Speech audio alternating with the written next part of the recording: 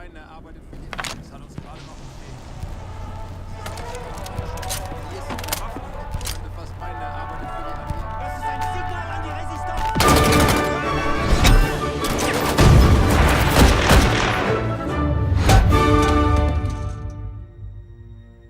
With Medal of Honor Above and Beyond, I think we're finally able to fully realize that vision from 20 years ago of putting you in the boots, allow you to see through the eyes of someone who was actually there.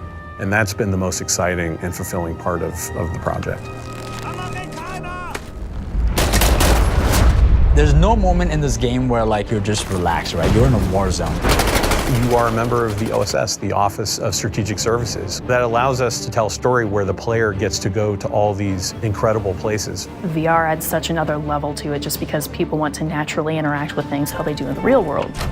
Whether you're inside a Sherman tank or at an airfield or sneaking into a Nazi subbase, the level of immersion is unprecedented. Through the power of VR, you're climbing a wall, you're pulling out your gun, you're catching a grenade in midair and throwing it back. Those are all things that you end up doing yourself. It's exciting and it's terrifying and it's fun and it's cool kind of helping create these experiences for people. We are making a game about the reality of World War II. So for us, the authenticity was everything. When you put that headset on, you feel like you're back in World War II era Europe. It's a very surreal experience to be there without being there. You're not watching history on a flat screen. You're experiencing history with your own eyes.